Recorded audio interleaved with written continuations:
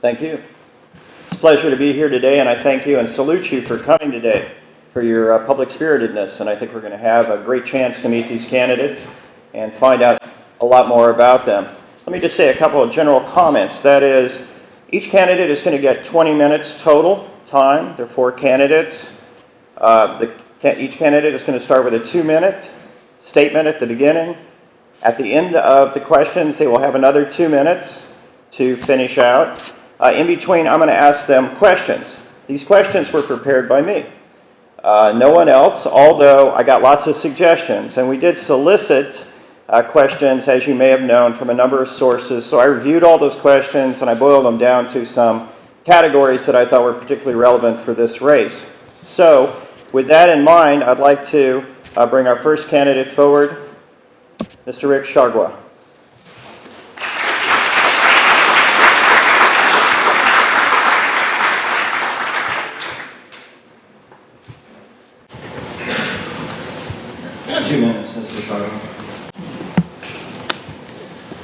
Well, I would like to thank everybody for coming. It's a pleasure to see so many people here that are concerned about this race.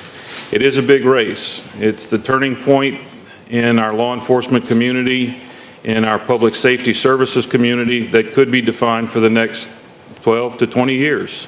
Typically, a sheriff's candidate comes in, and when he wins, he takes office and he stays for a long time, and that's what I hope to do. I've been in public safety my whole life. I was born into law enforcement. I started state police when I was 19 years old, and I've dedicated my whole life to public safety. I've looked at the Lafayette Sheriff's Office through my whole career. When I started state police, Carlo Listi was the sheriff here.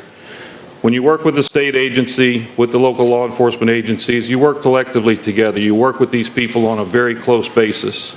So I worked with the Carlo Listi administration for a short time. I worked with the Bro administration, and then I worked with the Newstrom administration until I retired.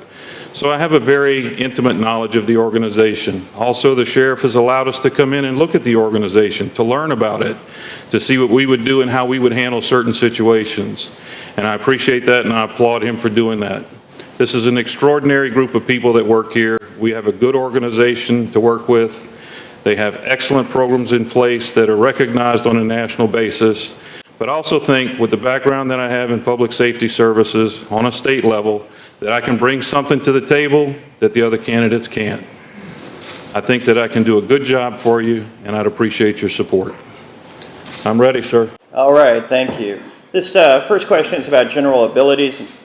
A great deal is required of the sheriff in an urban parish like Lafayette. The sheriff is asked to coordinate with multiple law enforcement agencies, access and use national databases, achieve and maintain accreditation for different parts of the operation, collect taxes, and as if that weren't enough, administer a workforce of 850 people with an annual budget of nearly $60 million. What aptitudes, skills, abilities do you possess that will make it possible to accomplish these demanding and varied tasks? Are there certain characteristics, innate or acquired, that you have that would make you a good and competent sheriff for Lafayette Parish? It's a very good question, very comprehensive question. The Lafayette Sheriff's Office is a huge organization. As he said, the statistics of the organization, 800 to 850 people, approximately $60 million budget. It has been called a business by numerous people. It is a business, but it's a police services business. I think we need to remember that the Lafayette Sheriff's Office and the sheriff himself is a constitutionally mandated position. He is the chief law enforcement officer of the parish. He's required to keep a jail so that he can house prisoners and rehabilitate prisoners that are under his direction and control. And he's also supposed to collect the taxes and distribute them accordingly.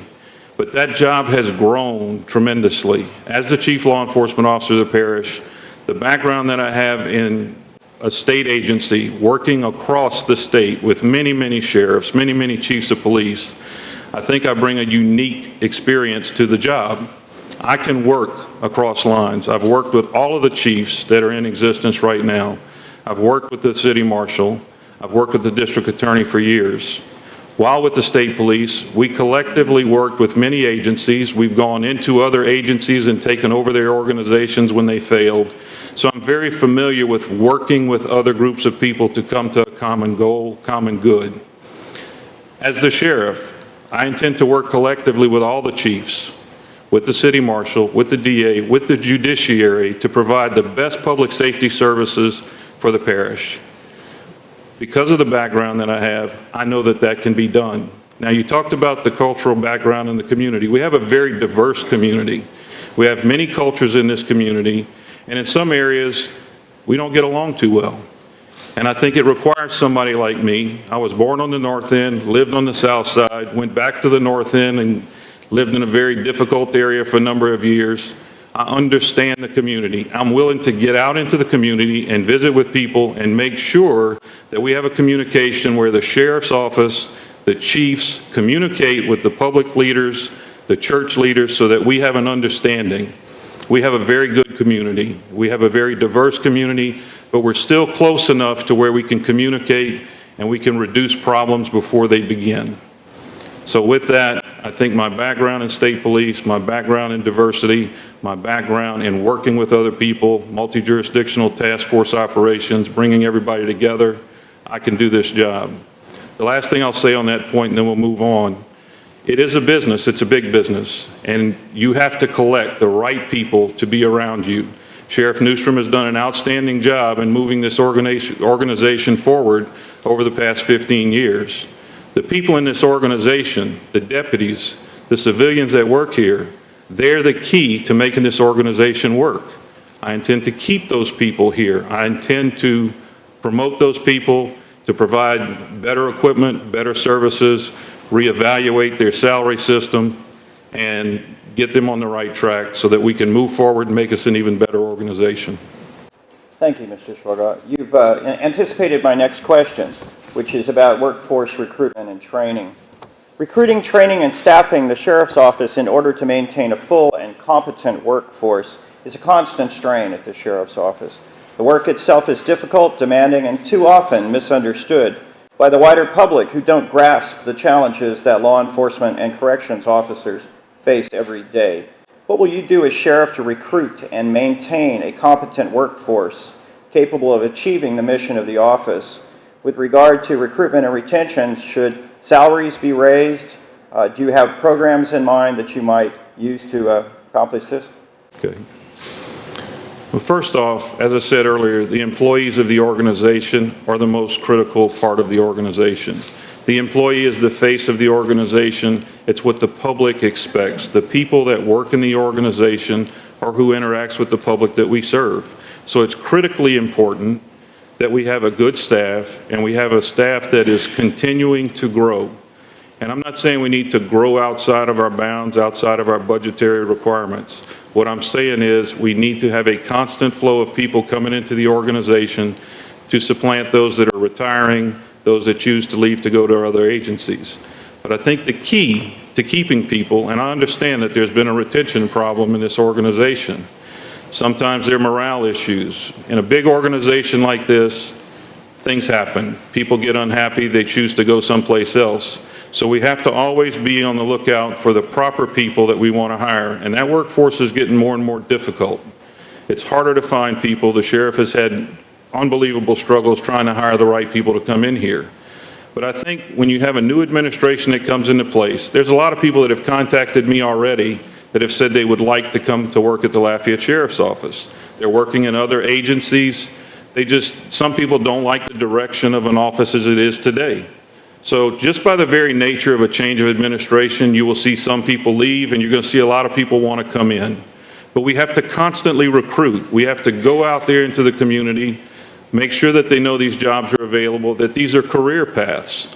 We want people to understand that the Lafayette Sheriff's Office is a career.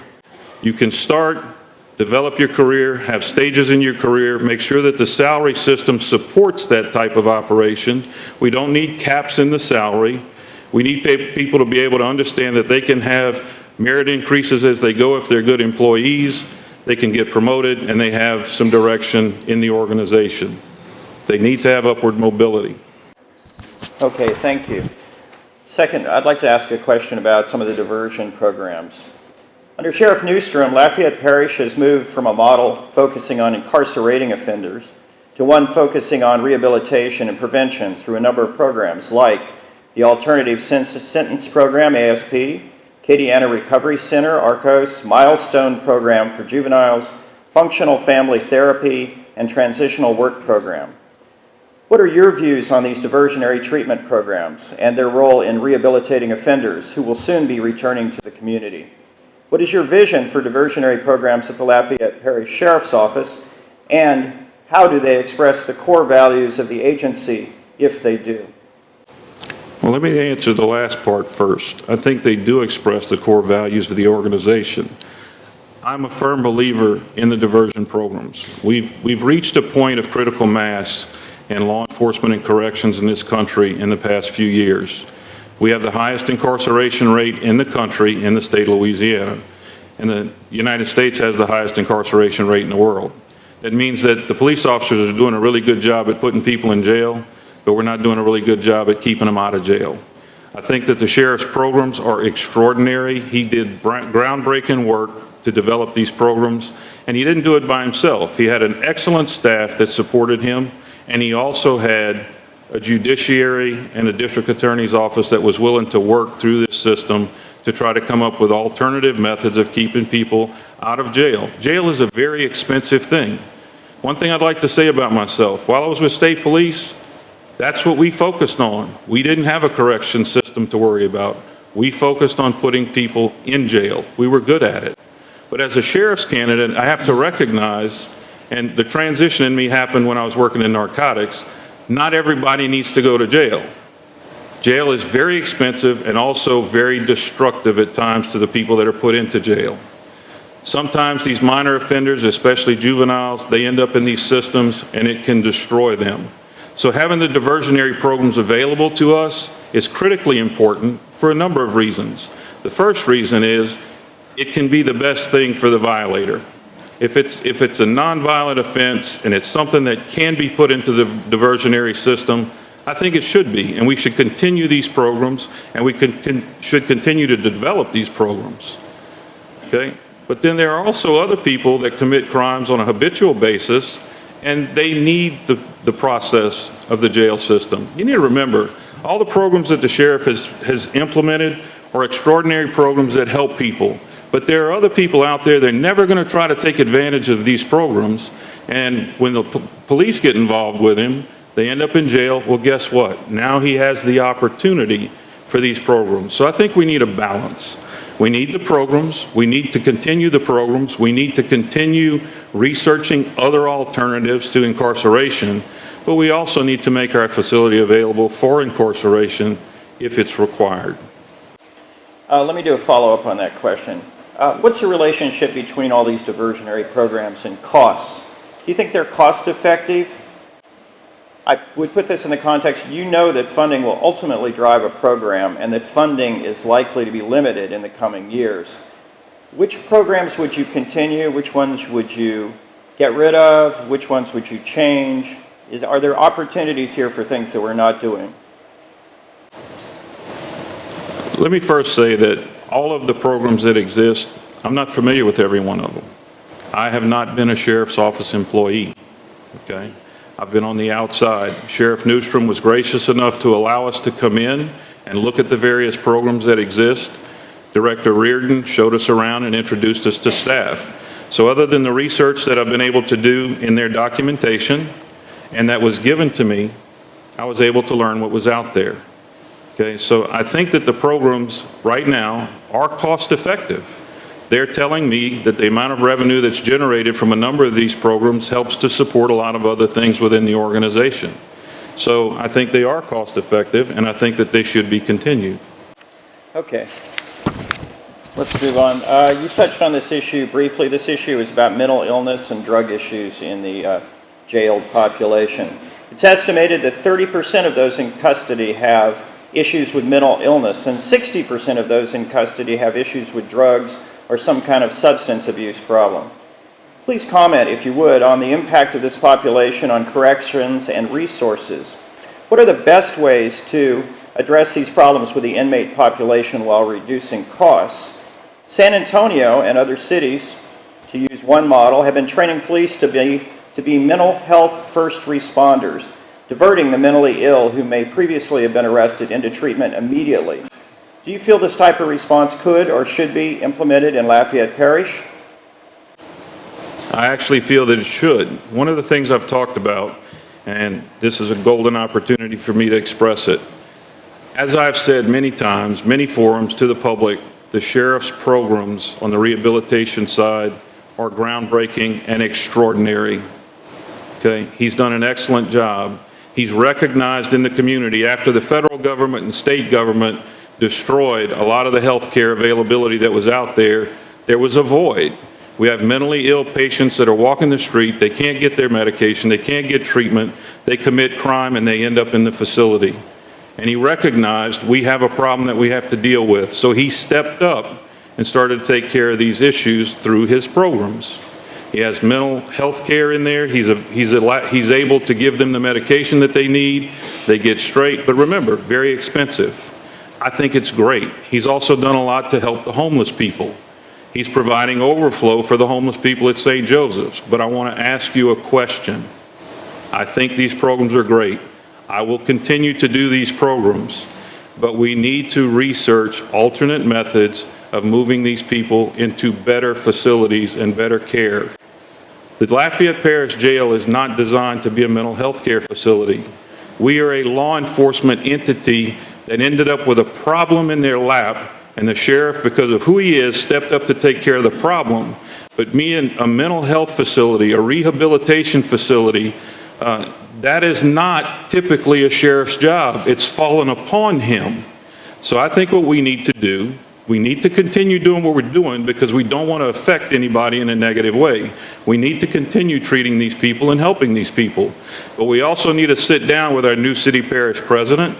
We need to sit down with our new elected officials, our state representatives, and our governor. We need to be in Baton Rouge to talk about alternative methods of moving these people into a proper health care facility where they can get the proper treatment and not be in the jail and have to suffer being in jail or victimized or whatever the point might be. We need to do this. It's going to take a while. It'll be a long-term approach, but there are models out there. As you mentioned earlier in San Antonio, there's another one in Florida where the sheriff got together with all of the collective officials. They each put up money. They put up money that would be recurring revenue to build a facility, and then the police officers were trained to decide whether these are mentally handicapped people that need help, mental issues, or just criminals. That facility seems to be working well. And what I intend to do is look at these models and work with our city parish government and state officials to develop facilities that we can move these people into a better way of treatment, and we can get back to the business of public safety. Thank you. Mr. Chagwa, we have about a minute and a half to address this next question, so I'm going to rush you a little bit before your closing statement. It's estimated that nearly 2/3 of those in custody in Lafayette Parish are charged with a misdemeanor. Yet, these inmates are costing the parish $54 a day in many cases. What can be done to reduce the numbers of those in custody who are not a serious public safety concern and who face minimal charges and sentences? Well, as you said earlier, there's a lot of programs that are being developed now for misdemeanor offenders to have alternative methods of being incarcerated, whether it be home incarcerated, ankle bracelet. You know, they allow them to go to work and still be productive and doesn't cost the parish money. It's just unfortunate we have a huge amount of misdemeanor offenders in this parish. But I think one of the things, and I'll try to talk quickly, one of the things we have, because we are overloaded with misdemeanor offenders, and a lot of times they're just being issued a ticket and released, well, they commit more crimes, because if they know they're only going to get a ticket, they keep going. So there has to be a balance. Yes, it costs us money, and we need to do things that we can keep them out of jail, but we also have to have the ability to stop these crimes that are occurring on a regular basis. Several businesses have already been affected, and they're going to start closing at night because of the amount of theft that they have during the evening hours. Okay, thank you. Well, we've reached the end of the formal questions, and now we're going to give Mr. Chagwa 2 minutes to make a closing statement. Again, I want to thank everybody for coming. It's a golden opportunity to talk to almost 400 people, it appears, in here, and tell you a little bit about ourselves. I can assure you I will do the best job that I possibly can. I will use all of my experience and education acquired through my lifetime of law enforcement and public safety service to give to you the best public safety services that we have. The Sheriff's Office in Lafayette is a very complex organization, and it has evolved into be a very large correctional system and rehabilitation system. But I can assure you, we will continue the programs that are effective. We will look at all the programs that exist and see how they affect the public, and if they have a long-term impact, we will continue those programs. But I can promise you, I will increase public safety in this parish. We have had 6 major shootings in Lafayette Parish in the last 6 to 8 weeks. We've had a trooper killed in Lake Charles. We've had a Sunset police officer killed in Sunset just yesterday. Crime is increasing in our community, people. We need to make a difference. We have 2 types of police officers, the ones that wear the uniform, they engage with the public on a daily basis, and they are the face of the office. They need to be polite, they need to be courteous, they need to be helpful, because 90% of the people that they meet are just average people going about their business. But then there's another group of policemen that have to work behind the scenes, that have to work undercover. They have to work detectives, they have to work narcotics, they have to work task force operations to make your community safe. That's what needs to be done. And I can assure you, I know how to do that. I know how to bring that back to the community, and I intend to do that for you. And I thank you for your time. Mark's already ready to go, so I'm going to step down and say thank you. I'd appreciate your support. I'd appreciate your vote. All right, thank you.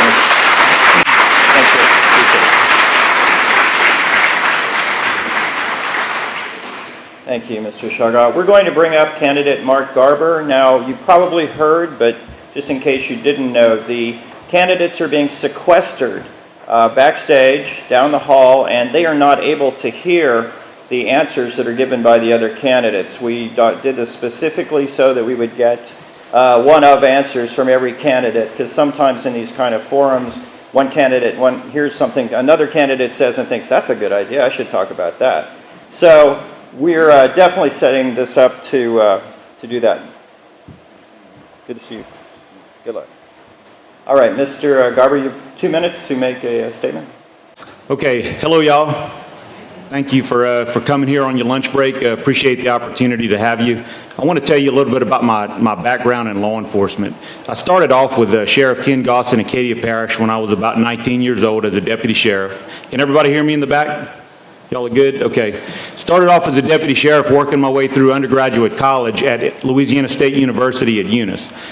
Maintained my commission the entire time as I went through and finished at LSU in Baton Rouge, and graduated in 1992, I think it was, with a Bachelor of Criminal Justice degree and a minor in psychology and sociology. Went to work for the game wardens here in Louisiana for a brief amount of time, then accepted a job in Arlington, Texas. While in Arlington as a police officer, I served as a patrol officer, mostly on the midnight shift, field training officer. I promoted to sergeant. I served as a patrol supervisor, supervisor of a K-9 unit, 3 K-9 units where I mainly dealt with the paperwork end of it, DEA certifications and catching the dogs and things like that, and as a SWAT team commander and as a police sniper. I also served as a full-time motorcycle police officer. While I was at Arlington, I apparently wasn't busy enough. I wanted to get an advanced degree. So I looked into advanced degrees, ended up in SMU Law School, and so I also hold a Juris Doctorate degree, a law degree from Southern Methodist University School of Law. Following that, I went to work briefly as an attorney after taking the bar exam in Louisiana and applied federally. I was fortunate enough to serve our country in the Air Force Office of Special Investigations. The Air Force OSI is under the Department of Defense and does criminal investigations and counterintelligence worldwide. While I was in the OSI, I deployed to Iraq in 2006. I was part of a Special Operations Task Force as a battlefield interrogator. There I earned a Bronze Star. To this day, I'm not sure still who wrote me up for the citation. It's posted on our Facebook site, but I earned a Bronze Star for being a battlefield interrogator for a Special Operations Task Force that was after and did kill a large amount of the senior leadership of Al-Qaeda in Iraq. While I was in the OSI, I was recruited by the United States Secret Service. They and I crossed paths when President Bush would come to San Antonio to visit the wounded troops. And they offered me a job with a lateral transfer. I accepted a lateral transfer and ended up in New York City. And it became apparent that I was going to have to spend a lot of time up there, which led me back to Acadiana, long story short. I've served for almost 7 years as a felony prosecutor in this parish. I know what it takes to prove a case in court in this jurisdiction beyond a reasonable doubt with admissible evidence. And that gives me yet another enhancement to why I should be the next sheriff. I'm ready for your questions. Okay, thank you. A great deal is required of the sheriff in an urban parish like Lafayette. The sheriff is asked to coordinate with multiple law enforcement agencies, access and use national databases, achieve and maintain accreditation for different parts of the operation. You got to collect taxes, and as if that weren't enough, you have to administer a workforce of 850 people approximately with an annual budget of nearly $60 million. What aptitude, skills, and abilities do you possess that make it possible to accomplish those demanding and varied tasks? What characteristics, innate or acquired, would make you a good and competent sheriff of Lafayette Parish? Well, at least I don't have to set the tax rate. Thankful for that. Why me? Why Mark Garber for sheriff? It's because of my unique combination of outside experience. Everyone in this room, I think, would agree that diversity is strength. Organizations, whether you're an oil field company, whether you're an educational institution, whether you're a law enforcement agency, you have strength through the diversity. When I'm coming back to Acadiana with this outside experience of being a Secret Service agent, of learning to disseminate and digest large amounts of intelligence. The Secret Service is probably the largest consumer of intelligence of any law enforcement agency, whereas the OSI is one of the larger generators of intelligence of any agency, generators and dissemination of intelligence. Combine that with my private business experience, my documented success in the private sector. The private sector is a true meritocracy. You either make good decisions or you fail. There's no safety net of tax dollars to save you. Combine that on top of my advanced education and the fact that I served this community as a prosecutor with the DA's office. I have the opportunity and have had the opportunity to have a bird's eye view of the parish. I know what's going on in every corner of the parish, not just in certain parts of it. I know where my hot spots are, and I know exactly how I want to attack the issues presenting us from a public safety standpoint. That's what I bring to the table. Okay, thank you. Let's move on to management of the organization. Recruiting, training, and staffing the sheriff's office in order to maintain a full and competent workforce is a constant strain. The work is difficult, demanding, and too often misunderstood by the wider public, who often don't grasp the challenges that law enforcement officers face every day. What will you do as sheriff to recruit and maintain a competent workforce? With regard to salaries, will you increase them? Will you offer salary enhancement for college credit, those kinds of programs? What do you have in mind there? Well, I'm very pro-education, just to start at the end of your question. I think that an educated force is going to deal with problems in a more cerebral and measured fashion. I come from a culture of a police department in Arlington, Texas, that back in 1992 required a bachelor degree to even apply to be a police officer. So you didn't have a 4-year degree, don't even bother showing up and taking a test because they're not going to look at you. That was a threshold requirement. Most of my coworkers, I say most, a lot of them that I was personally aware of had at least a master's degree and had come from the private sector there in the Dallas-Fort Worth area. We do need to increase our retention. Anyone here in private business, anyone here who's been involved in any organization knows that turnover is a killer to efficiency. We train somebody up, we spend money on getting them post-certified, and then they go work for another agency. Well, who loses?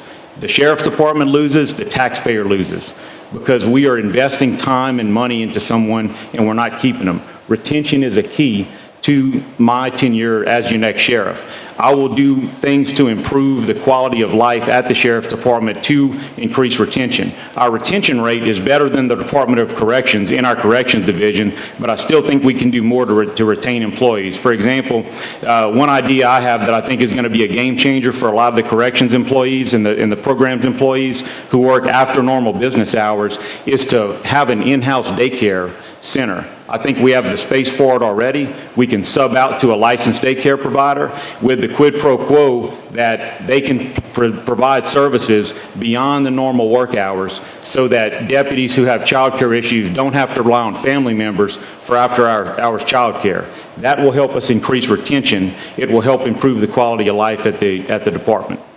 Okay, thank you. I'd like to move on to diversion programs.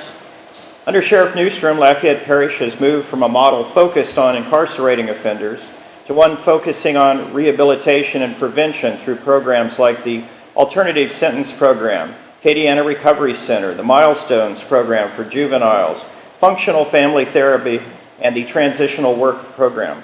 What are your views on these diversionary treatment programs and their role in rehabilitating offenders who will soon be returning to the community? What's your vision for diversionary programs at the Lafayette Parish Sheriff's Office? And how do these programs express the core values of the agency, if they do? Well, my vision is to expand these to a regional scope, because I think what the next sheriff needs to do is build on the work that Sheriff Newstrom has done for the last 15 years. 15 years ago, Lafayette Parish elected Sheriff Newstrom, and he came in with some very out-of-the-box ideas. Ideas that I don't think any candidate in this race would have independently thought of on their own regarding diversion. And I'm a dollars and cents guy. I'm a facts guy. As an attorney, I'm used to dealing with evidence.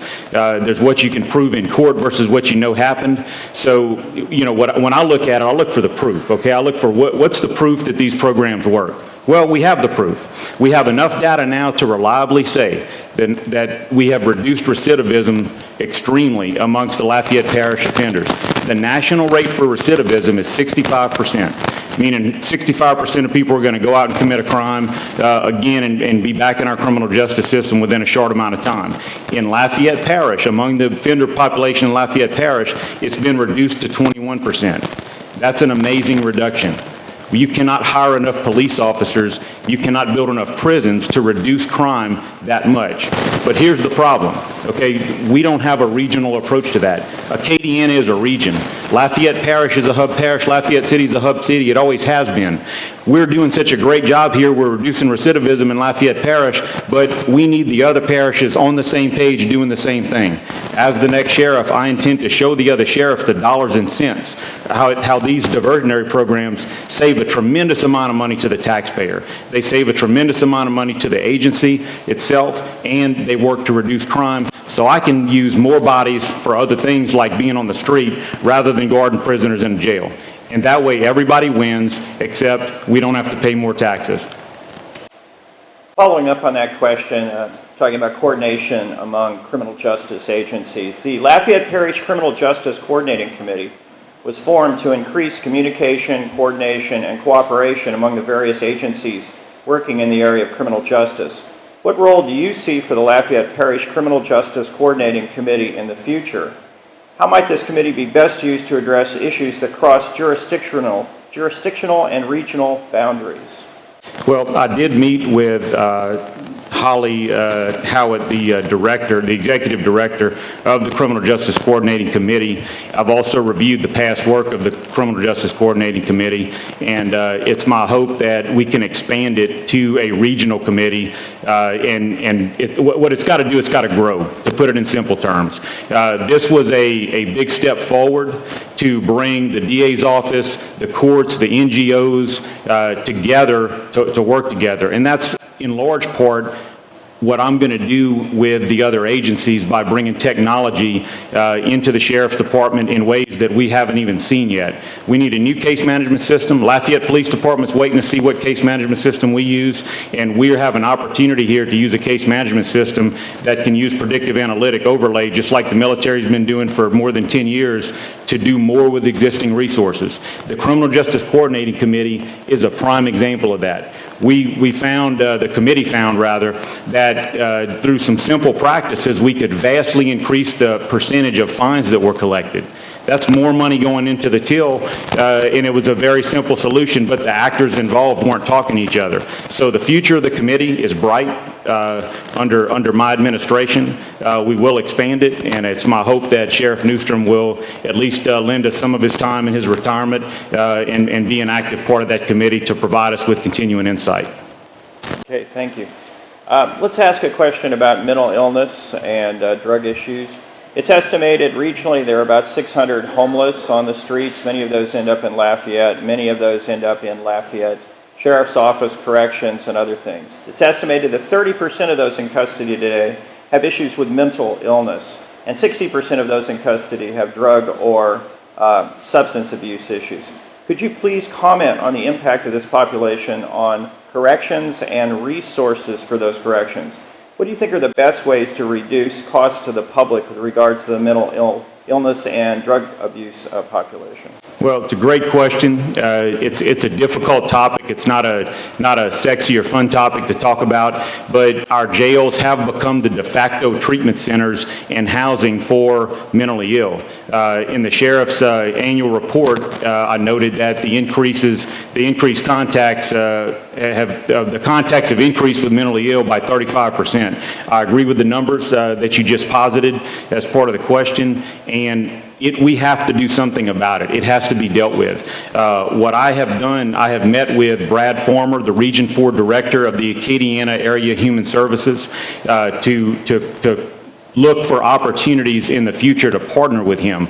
We've got to partner with our other government agencies, with the Lafayette Consolidated Government and with the local NGOs in order to work together. We can do vastly more together than we can if the Sheriff's Department takes this on its own, or if we continue to do the same thing we are doing right now, which is just house them and have them cost us a lot of money. No one wants to do that. What I was just recently reviewing, and I wanted to bring it in here because I couldn't remember the title of it.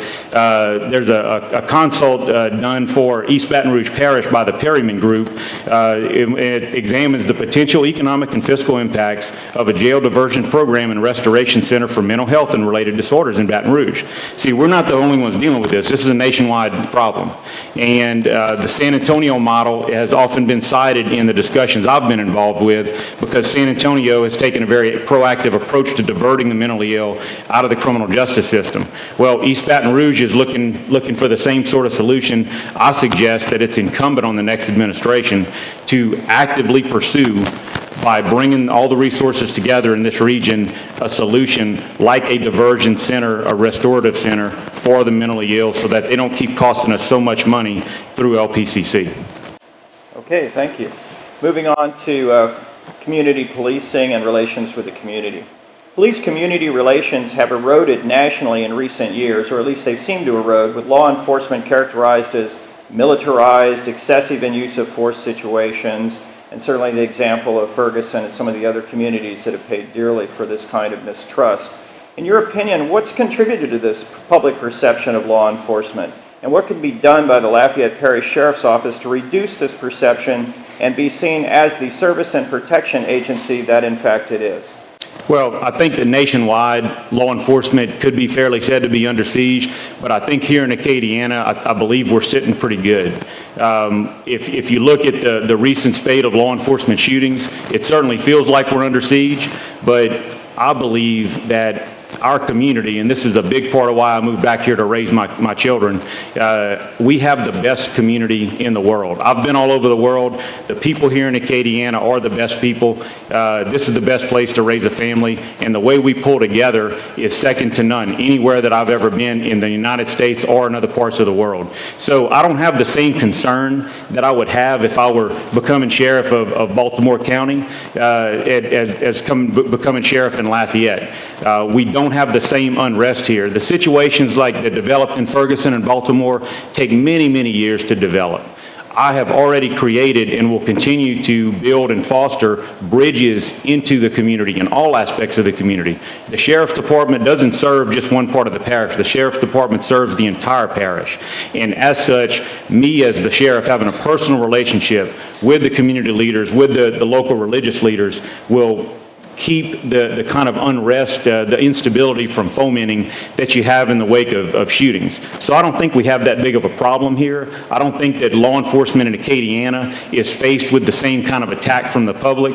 And I think that if it came down to it, that all of y'all would have our back and that we wouldn't have rioting in the streets and people flipping over cars and things like that. And if we do, I'm going to be the first one out there with riot gear on to put a stop to it. Okay. Thank you. About a minute and a half on this question, if you would. It's estimated that nearly 2/3 of those in custody in the criminal justice system in Lafayette Parish are charged with a misdemeanor. Yet these inmates are costing the parish $54 a day in many cases. What can be done to reduce the numbers of those in custody who are not a serious public safety concern and who face minimal charges and sentences? Well, I'm very familiar with this, having spent nearly 7 years in the DA's office. We do have a huge pretrial population, and most of them, as you alluded to, are there for very minor property crime-related offenses. It's not about putting dangerous people out on the street. Nobody wants that. Nobody's going to tolerate that. That's not what we're going to do. What needs to be done is an expansion, a gradual, measured expansion of the diversion programs that are proven to work. Getting people out of LPCC does save us. It's a direct cost savings. We don't need a bigger jail. I've spoken to many sources on this about whether or not a bigger jail is needed when and if the LCG decides to make one. We don't need a big one. Orleans Parish, post-Katrina. Before Katrina, they had a population of almost 6,000 on any given day in their jail. Whenever they had the opportunity to rebuild their flooded-out jail, you know what they built? They built a 1,400-bed facility, and it's working fine. They're using diversion programs to keep the rest of the people out of jail at a savings of millions and millions of tax dollars every year. So to answer your question, more diversion programs, especially for these misdemeanor offenses, and I'm uniquely suited to do it with my relationship with the DA's office. Probably went over a minute and a half. I apologize. You did a little bit. So now, if we could have a minute and 30-second closing statement. Okay. As your next sheriff, I'm going to have an open door policy. You're going to see me out and about in the public. You're going to see me at your 4-H livestock shows, at festivals, things like that. You'll be able to come talk to me if you need to talk to me, one-on-one, two-on-one, whatever you need to do. I'll have a pot of coffee. I'll have regular office hours, and you will be able to come and have a face-to-face conversation with me. I will maintain the programs, as we discussed already, that have proven to reduce crime and save money. I'm going to work with the Lafayette Consolidated Government, the courts, the NGOs, to address the homeless situation. We didn't get a chance to talk about that in detail, but the homeless situation in Lafayette, which is heavily tied with the mentally ill problem or issue that we're discussing. I will raise pay for the deputies of this department without raising taxes. I have a plan to raise pay. Pay needs to be raised, compensation has to be raised. Without raising compensation, we can't maintain our competitiveness in the marketplace. We don't retain good people. It's inefficient. It's ultimately a downside to the taxpayer. I'll bring new technology, and I'm going to bring the agencies in this parish together to get everybody on the same sheet of music so that we can have more effective law enforcement with what we have.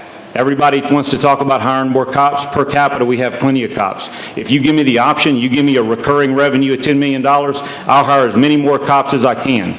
But the fact is, if anybody, unless somebody in here wants to pay more taxes, we have to do more with what we have. We have to act more like private business. That's what I'm prepared to do with my breadth of experience. Thank you. All right. Thank you, Mr. Governor.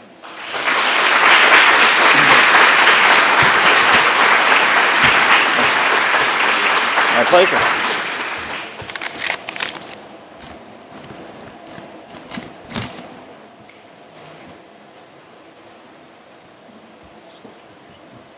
All right, we are welcoming to the stage for our third candidate today, Mr. Chad Leger. Mr. Leger, you get 2 minutes to start with your opening statement. Thank you very much. Thank you all for coming. It's nice to see a packed house, really to see as many deputies that are here to show the interest that they have in where the future of the Lafayette Parish Sheriff's Office is going. My name is Chad Leger. I'm currently the Chief of Police for the City of Scott, and I'm a candidate for Lafayette Parish Sheriff. I'm 49 years old, and I'm born and raised here in Lafayette Parish. I'm born and raised specifically in the City of Scott. That's where I grew up at, born and raised. My parents still live in the same home that I was raised in. 26 years ago, I made a choice. I made a choice to serve people of Lafayette Parish. I started here at the Lafayette Parish Sheriff's Department. I've worked in corrections, I've worked in patrol, worked in detectives, worked in K-9, worked on SRT as a supplement duty, as well as on the motor units for 3 years. Working here, serving the people of Lafayette Parish. In 2002, I ran for office for the Chief of Police of Scott. I prevailed in that election, and I've been a Chief of Police for the last 12 and a half years. I understand what it takes to run a law enforcement business. I am the only candidate that has run a law enforcement business. I understand what it is to do a budget, to maintain a budget, operate a budget, and mostly importantly, be accountable for a budget. And for taking it to the next level, as far as not just being a small town chief, but also being a deputy, I was appointed to the Louisiana Commission on Law Enforcement for 6 years. by Governor General's office. Sitting on that, I also sat for the Post Council, which your training staff and every law enforcement officer understands. Post is where our police officers stand in training that we have to meet state certifications. I sat on the Post Council for 6 years. I also, for the last 18 months of those 6 years, I sub-chaired the committee that raised the bar in law enforcement. What I mean by that is we set the standard for continuing education, mandating 20 hours of continuing education for every law enforcement officer in this state. We took the theory, we brought it to legislation, we've had it passed in legislation. I chaired that to help to raise the bar and the standard of where we are in law enforcement throughout the state of Louisiana. I sat on the Southwest Chiefs Association as president, representing 8 parishes and 72 chiefs of police for 4 years, and I'm a past president for the Louisiana Association of Chiefs of Police from 07 and 08. The city of Scott's been very proactive. We've pioneered the use of body cameras 2 years ago and led in Lafayette Parish. And in 2012, we're the second safest city in the state of Louisiana and #1 in the state due to our uniform crime reports that we turn into the FBI.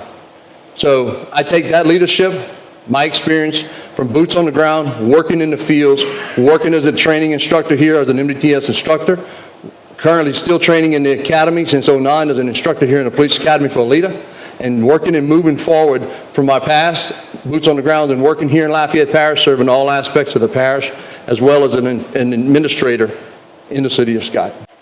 Thank you. That was a little bit more than 2 minutes, but that'll... Oh, sorry, that'll have to cut into your question time. One other thing, if you would move the mic up just a little bit. There we go, super. A great deal is required of the sheriff in an urban parish like Lafayette. The sheriff has to coordinate with multiple law enforcement agencies, access and use national databases, achieve and maintain accreditation for a number of different programs within the operation, collects taxes, and as if that weren't enough, administer a workforce, 850 people with an annual budget of nearly $60 million. What aptitudes, skills, and abilities do you possess that make it possible to accomplish these demanding and varied tasks? What characteristics, what is it about you that would make you a good and competent sheriff of Lafayette Parish? Well, as I've stated in my opening statement, I've worked here. I started here at the Lafayette Parish Sheriff's Office. I understand the operations and the duties of every division, starting in the jail, working in patrol, every aspect there. But the most important is understanding what the men and women do to serve our parish and the people of our parish. Knowing that, not forgetting where I came from, not forgetting that I've worn the uniform and served the people. Taking it to the next level is the administrative skills that I've learned and over 230 hours of continuing education that I've received over the last 12 and a half years as chief of police, as an administrator, as a chief of police. Again, working the budget, maintaining that. The proven leadership and the direction that we've taken the Scott Police Department and moving in the direction and the positive reflections that we've brought to the image and the positive support that we've received for the Scott Police Department. The philosophy is the same. It's not complicated. It's about serving the people and having the passion to serve the people to make sure that the people are best served with their tax-paying dollars are served. Okay. You mentioned quite a bit on your experience, but I would also ask you how would you characterize your leadership? You know, if you had to pick a word or two to say, this is what my leadership is about. In addition to the experience that you bring to the job, what are the qualities, personal qualities that you think you bring to the job? I lead by example. I'm not afraid to get on the streets and direct traffic if I have to. I'm not afraid to handle a situation. We have a hurricane disaster that comes. I'm not sitting in an office being an administrator. I'm in the field with the men and women that are serving our people.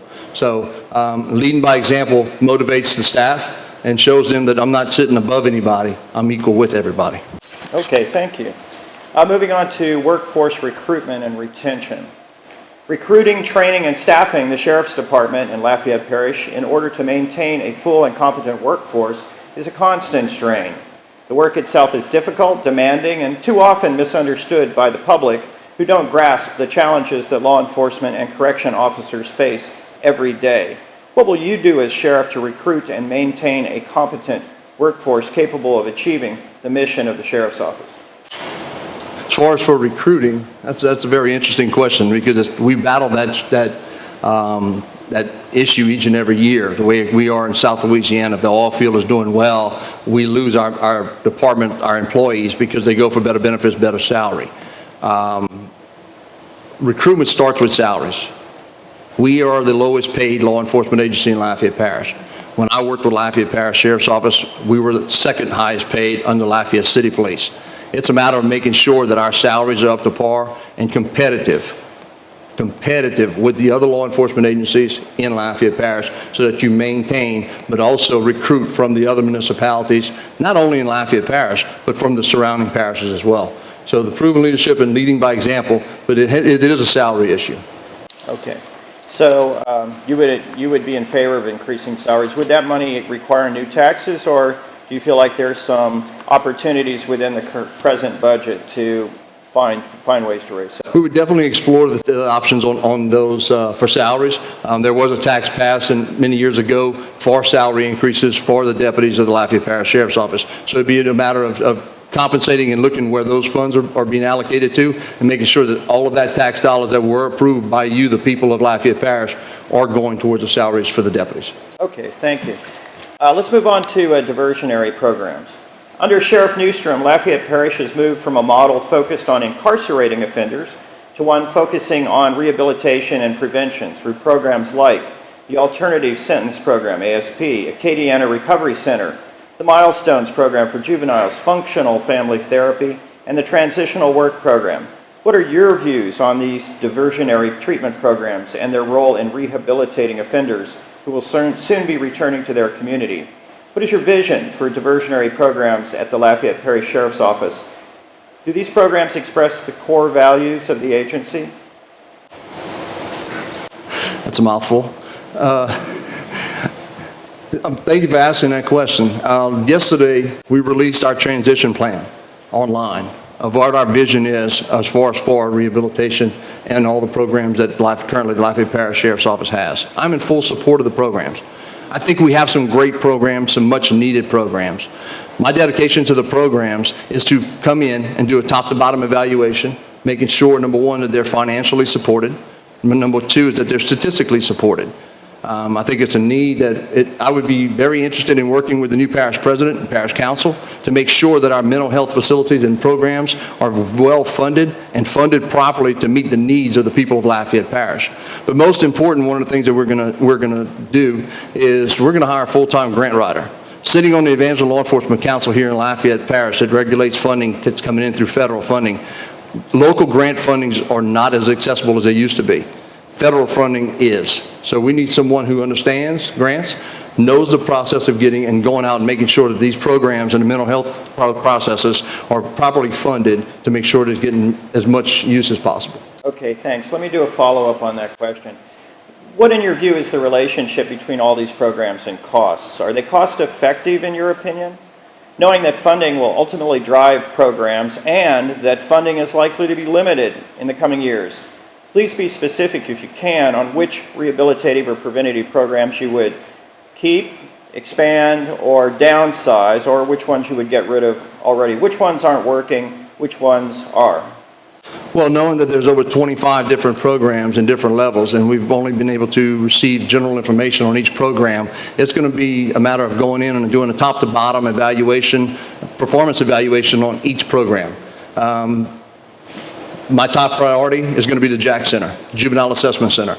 I think we need to focus on the Juvenile Assessment Center and making sure that it's properly done. I was able to, under the recommendation of Sheriff Newstrom, be able to sit on that board that put that Juvenile Assessment Center together. We sat in there in committee meetings and made sure that it was to help the juveniles. I think there's a lot of things that we need to focus on that part and making sure that the money is being allocated for the juveniles and their assessments and their treatment. Why? Because they are our future, and hopefully we can stop them from being a future statistic as an adult. Okay. Going back a little bit, I think you alluded earlier to mental illness as an issue that the Sheriff's Office has to deal with. Mental illness. Yeah. It's estimated 30% of those in custody have issues with mental illness currently, and 60% of those in custody have issues with drugs or substance abuse. Would you please comment on the impact of this population on corrections and limited resources? What are the best ways to address these problems with the inmate population while reducing costs to the public?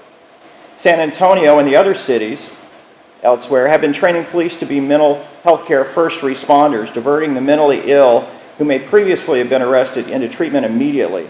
Do you feel this type of response could be implemented in Lafayette Parish And if implemented, what might be some challenges you might encounter? Well, I agree. It starts off with our patrol guys. It starts off with the patrol and investigators, because they are the first hand to see and come in contact with the mentally ill.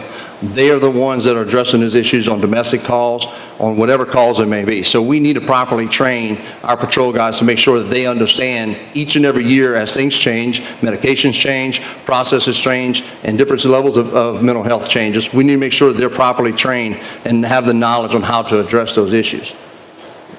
Okay. Repeat. Go ahead. There were several questions in that one. Right, right. I was wondering, it's estimated many of those mental health people that are identified as the mental health population are actually arrested for very routine kind of violations, property violations, other kinds of violations. It's estimated that nearly 2/3 of those, in fact, in the criminal justice system in Lafayette are charged with a misdemeanor, not a felony. So, but those inmates are costing $54 a day to house. What could be done to reduce the numbers of people who are in custody who are not a serious public safety concern? Well, I think it's very similar to the Jackson, the Juvenile Assessment Center. I think we need to form some type of program, and working with the 15 JDC, our new district attorney, with our new incoming parish president, as well as our council, and figuring out a way to have some type of evaluation process system, just like we do with the Juvenile Assessment Center. If they go into, if someone is incarcerated and they meet that criteria right out through the first interview with the medical staff, that there are some mental health issues, then that person is transported to the other location for further evaluation. And if they meet that criteria, then they go straight into counseling, substance abuse programs, or things, especially on minor misdemeanor offenses, nonviolent arrests. I don't think we need to congest the facility, downtown facility, any more than it already is for those minor offenses, by all means. Right.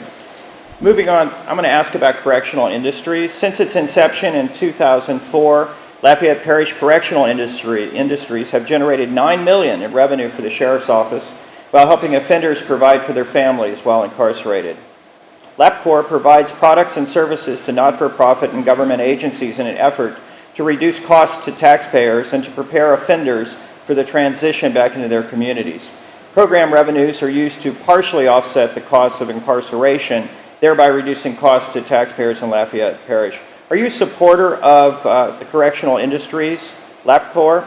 Are there other or similar programs that you would propose or consider to reduce costs? I toured this facility here. I think LabCorp is a great program. Not only is it a great program, I'd like to see it expanded because of the services that it does provide, because of it's a self-supported program, because of the revenue that it generates. It's not only for the Sheriff's Office, but also for the people working. There was approximately, a minimal amount. I think there is room for expansion on LabCorp. When I toured the facility here, I know that one of the things that they were expanding on was air-conditioned filters. So it's a new product that they're providing besides trash bags and other things, and the bedding and the pillows and things that are being built for jail facilities. But moving on to the air-conditioned filters and seeing what other areas we could go into. But I'd like to see some expansion on that program. Okay, thank you. Let's ask about community relations. Recently, there have been a number of incidents in Ferguson and Baltimore where relations between law enforcement have been very conflictual with the community. Police-community relations have eroded nationally in some sense, with law enforcement characterized as militarized and excessive in force situations. In your opinion, what has contributed to this public perception of law enforcement, and what can be done by Lafayette Parish Sheriff's Office to reduce this perception and be seen as the service and protection agency that it actually is? I think the main problem that started this process is lack of law enforcement, proactive law enforcement. With the short staffs of law enforcement across this nation, and every agency being short-staffed, what that does is it makes every law enforcement agency reactive agency instead of proactive. When you're going call to call and handling call to call, and you don't have the time to go into your subdivisions, into your schools, and being proactive and building relationships with the communities, I think that's the part of the problem is because of the short staff in law enforcement across this nation. That's what I would like to see done. primarily, we need to get fully staffed. We need to get fully staffed to make sure that we're in our communities. We're in the subdivisions. We're building relationship with the kids in the subdivisions. We're building relationship with the adults in the subdivisions and community leaders so that we're there on a positive note more than we're there on a negative note. Thank you. As Police Chief and Scott, you've had this experience of working with other criminal justice agencies in Lafayette Parish. The Lafayette Parish Criminal Justice Coordinating Committee was formed to increase communication, coordination, and cooperation among the various agencies working in the area of criminal justice. What role do you see for Lafayette Parish Criminal Justice Coordinating Committee? How might this committee be used to cross jurisdictional boundaries? Well, I think we need to tackle Lafayette Parish first. I think we need to address the problems, the employee shortages, the crime, the violent drug crimes that we have in Lafayette Parish. And then we lead by example. Being the leader in law enforcement that I am today, status quo is never good enough. We always try to push to the next level. And when you push to the next level and you lead in law enforcement and providing the best quality of life possible for people to live, work, and grow, and our kids to play and learn, and we lead, then we take our philosophy that's proven and we move that forward to the other jurisdictions by working with the other sheriffs and other chiefs of police that we already have establishments with. Okay, great, thanks. We're getting to the 2-minute part, so if you'd like to go ahead and give a 2-minute statement, that'd be great. Okay. Again, I thank you for coming today. It really means a lot to me that you taking time out of your lunch day and your work day to come out and interview and listen to all 4 candidates. I ask you to take time to get online on my website or my Facebook page and look at my transitional plan that we posted. It's very, very easy. It's very simple, but it gives you the direction of where we want to start when we are elected as sheriff of Lafayette Parish. I think Lafayette Parish has a very unique time. I think Lafayette Parish has the opportunity to have the most unified law enforcement that it has ever seen or ever will see. I have been friends and colleagues with every chief of police, our city marshal, and our new 911 director here in Lafayette for over the last 25 years. We have built a friendship. We have built a relationship. There is no icebreaker to be torn apart. It's a matter of going to work day one, July 1st, 2016, to serve you, the people of Lafayette Parish. I'll be here for you, your families, and your businesses. I have the experience, the qualification, and the proven leadership. But ladies and gentlemen, after 26 and a half years, I still have the passion to serve you, the people of Lafayette Parish. I'm not ready to quit in this profession. I'm just ready to get started again. So I ask for your consideration. I ask for your support. But most importantly, I ask for your vote on October the 24th. Thank you. All right. Thank you. Thank you, Mr. Secretary. All right, thank you. We're now going to bring up our final candidate this morning, Mr. John Rogers. Mr. Rogers can start his presentation with a 2-minute statement, and then we'll begin the questions. Mr. Rogers. Thank you. Thank you, everybody, for coming out. It's a great audience. This is going to be a great opportunity, I think, for y'all to see the dynamics of all 4 candidates. I'll start very briefly. I've been with the Sheriff's Office working on 16 years. I'll see a lot of familiar faces. And I'm not going to go into a whole bunch of detail about my resume. If y'all are interested in it, it's there. I've worked in various different capacities, from the jail to administration, and I'm ready to address the issues and find out what exactly it is we can do for y'all to make this office better than what it is now and make this parish a better parish. Okay, thank you. This is a question about general abilities, aptitudes, skills. A great deal is required of the sheriff in an urban parish like Lafayette. The sheriff is asked to coordinate with multiple law enforcement agencies, access and use national databases, achieve and maintain accreditation for different parts of the organization, collect taxes, and, as if that weren't enough, administer a workforce of 850 people with an annual budget of nearly $60 million. What aptitudes, skills, and abilities do you possess that make it possible to accomplish these demanding and varied tasks? What characteristics, innate or acquired, would make you a good and competent sheriff for Lafayette Parish? Wow, is there a time limit? Let's start from the beginning. My entire career has been spent here in Lafayette Parish. It's been spent here with the Lafayette Parish Sheriff's Office. I started in the jail, worked my way up contract services. From contract services, I went on to patrol, then CID, where I spent 10 years in Metro Narcotics. And then from there, I went into administration where I handle risk management as a litigation specialist, insurance issues, and pending and ongoing litigation. At this particular point in my career, I went back to school and got my undergraduate degree in criminal justice from UL. From there, I was asked what was I going to do. I went to law school. I worked full-time and went to law school at Southern University Law Center, where I got my law degree attending night school. And it was a great experience. I learned a lot about maturity. I learned a lot about who I was as a person. Most of all, I learned about humanity, and I made a lot of good friends. On top of that, working in the various areas that I've been in, I've had a very unique opportunity to be able to touch as many lives as I could along the way.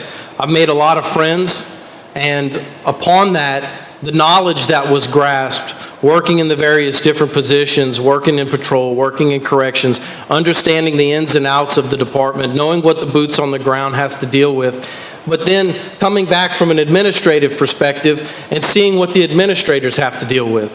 One of the biggest things that I've told people is that living in the world of enforcement, you were subjected to being in a bubble, if you will. But outside of that, when you get into administration, you see all of the different moving parts and the things that the sheriff and the major and the directors have to deal with on a daily basis. And there is a lot of spokes. There is a lot of moving parts. The most important thing is bringing humanity, bringing compassion, bringing honesty, bringing trust, encouraging open communication. That's one of the biggest keys. Hiring people to bring in diversity, encouraging people to get education, whether it's formal or it's training. There's two types of education. You have formal and practical. All of it plays into this department. And encouraging the people that we work with and the people in the community to come together and expect that of our officers, expect that of our elected officials. So that's what I want to bring to y'all. I want to bridge gaps. I want to bring positive change with positive results, building on top of what Sheriff Newstrom has built, encouraging people to step outside their shell, learn other aspects, be a humanitarian. Okay, thank you. I'd like to ask a question about recruitment and retention of workforce. Recruiting, training, and staffing the Sheriff's Office in order to maintain a full and competent workforce is a constant strain at the Sheriff's Office. The work itself is difficult, demanding, and too often misunderstood by the wider public who don't grasp the challenges that law enforcement and corrections officers face every day.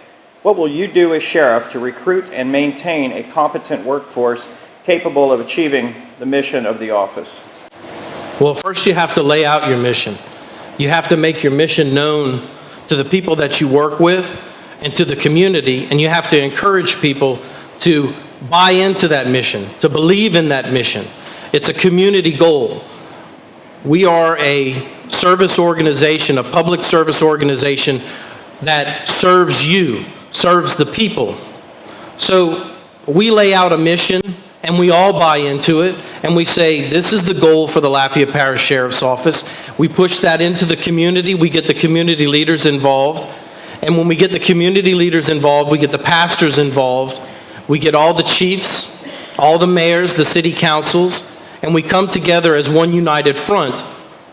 With that, we encourage communication with everybody. We encourage communication and participation within the community. We don't want people to look at the sheriff's office like the sheriff's office is just a place to go to get a job. The sheriff's office should be a place that you want to go because you want to serve, because you want to do something that's bigger and better than just yourself. That's why most of people get into law enforcement, because we're servers by nature. We want to help people. So we need to build that camaraderie within our department. We need to encourage training. We need to encourage education. And when I say education, I don't mean formal, I mean practical as well. That's what this office needs.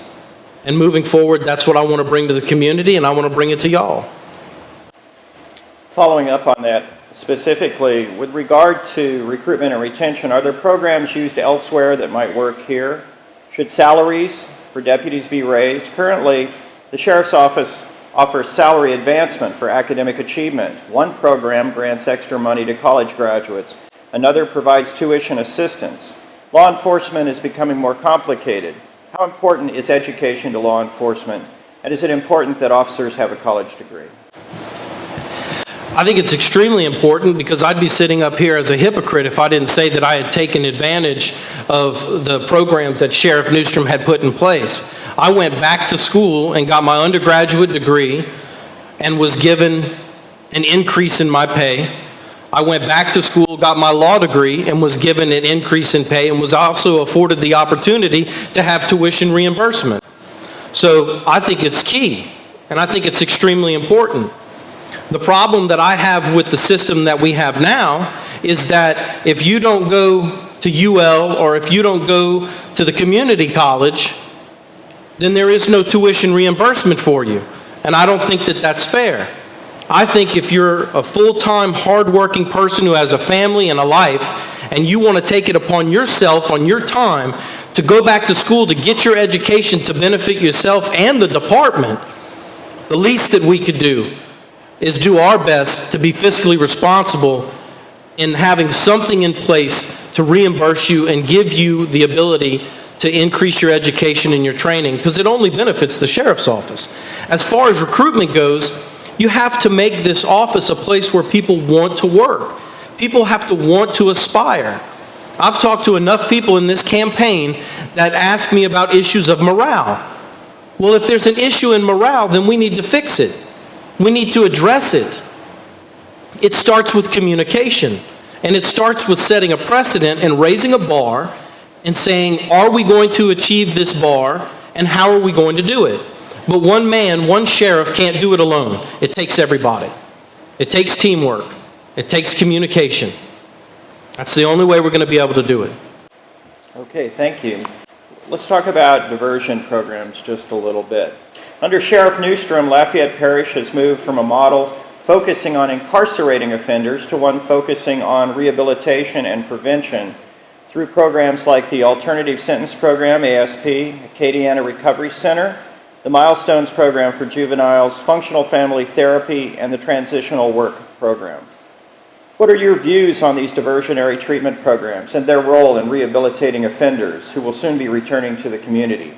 What is your vision for diversionary programs at the Lafayette Parish Sheriff's Office, and how do they express the core values of the agency, if they do?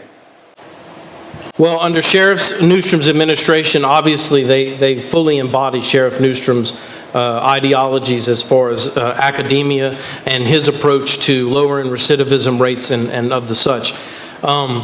As far as I stand, I think the programs are good. I think the programs have turned things around. They've created jobs, and they've allowed people to have a second chance at life, another bite at the apple. My problem with the programs is that I think we need to streamline them.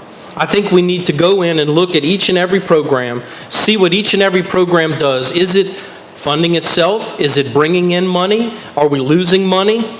And if we have a program that may be lagging in an area, can we put that program with another program? Can we consolidate programs where one is off and running and doing well?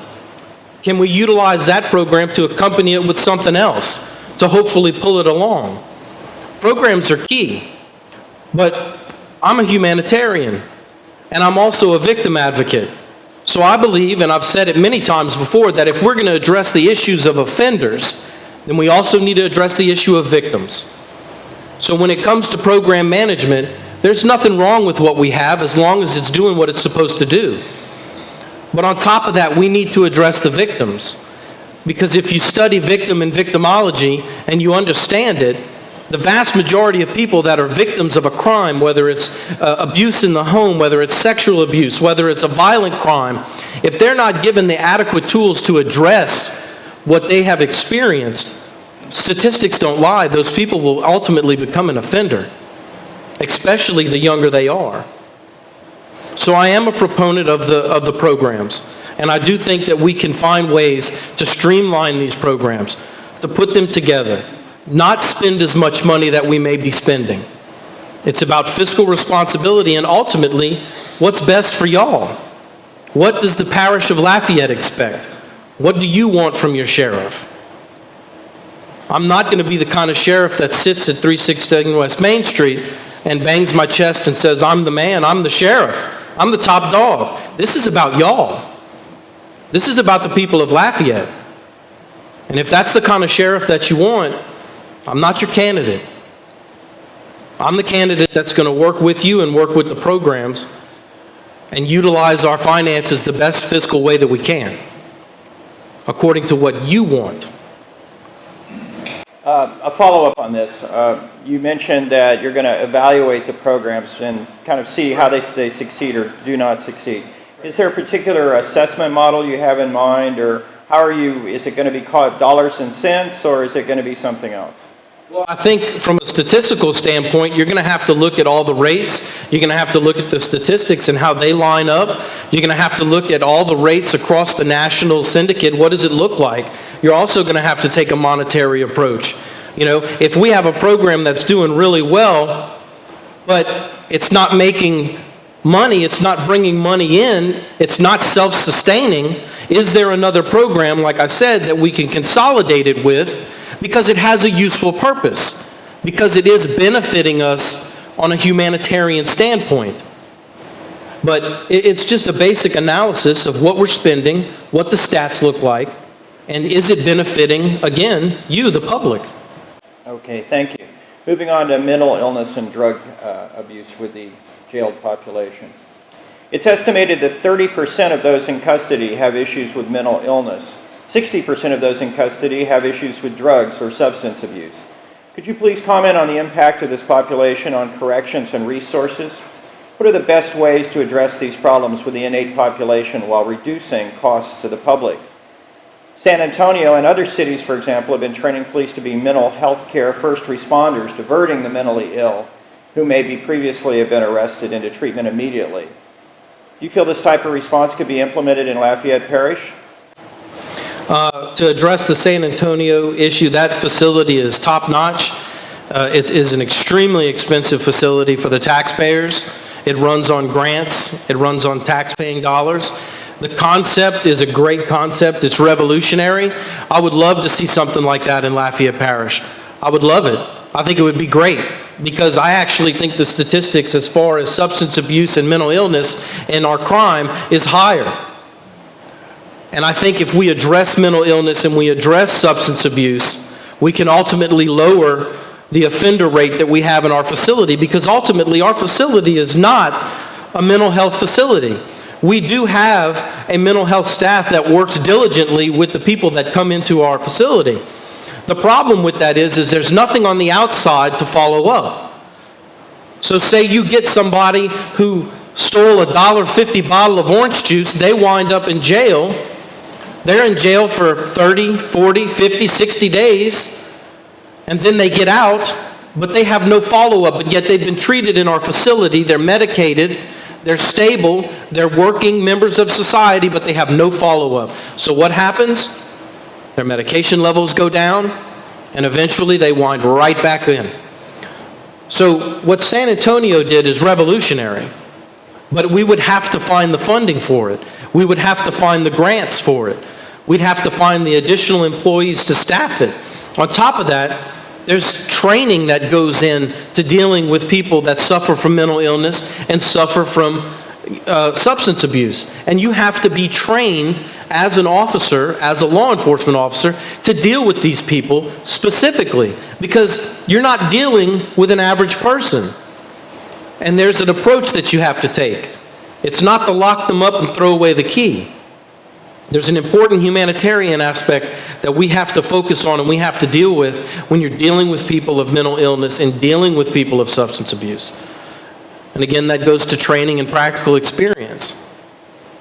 Thank you. Following up on that, it's estimated that nearly 2/3 of those in custody today in the criminal justice system in Lafayette Parish are charged with a misdemeanor. Yet, they are costing us around $54 a day in most cases. What can be done to reduce the numbers of those in custody who are not a serious public safety concern and who face minimal charges and minimal sentences?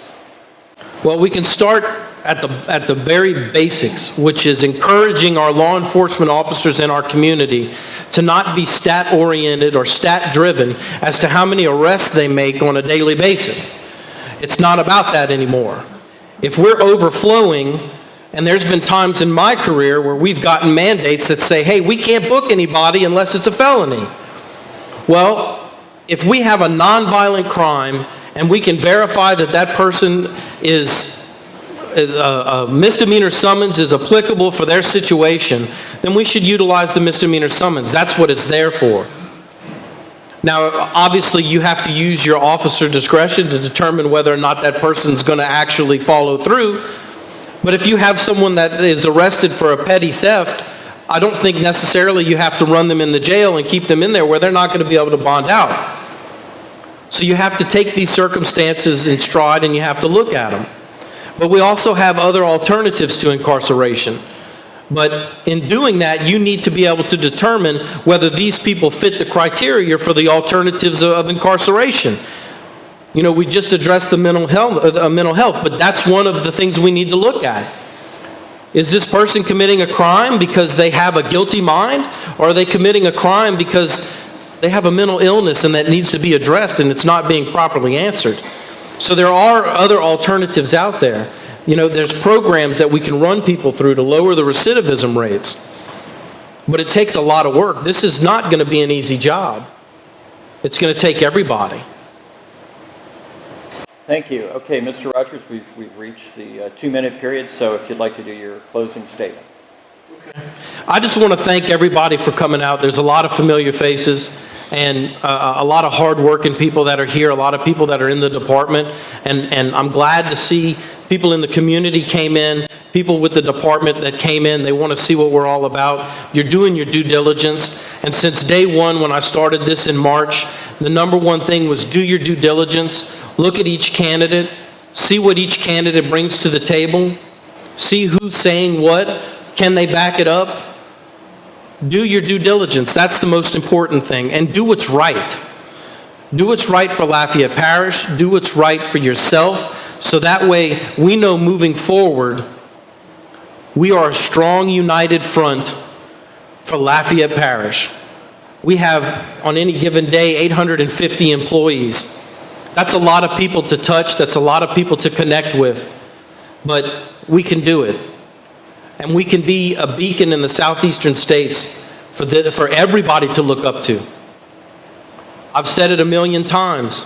When you approach leadership, I can put sergeant stripes on your arm, I can put bars on your shoulder or a badge on your chest. That doesn't make you a leader. What makes you a leader is what's in your heart and what's in your mind. And are you going to do the right thing when it may not be the popular thing? Are you going to do the right thing when someone else is telling you to do something else and you owe them a favor? I can tell you right now, I've made no promises, I've garnished no favors, and if I take office with no strings attached. I'll bring honesty, loyalty, fairness, and most important, an ear. I'll listen to you. I'll listen to the employees and I'll listen to the public. And together I think that we can make this office even better than it is now. We can make this parish even better than it is now. But it requires all the chiefs, all the city councils, all the mayors, all the pastors, all the pillars in the community coming together and saying enough is enough. This is our parish. And we're going to make it one heck of a place to live in. Thank you. Thank you, Mr. Rogers.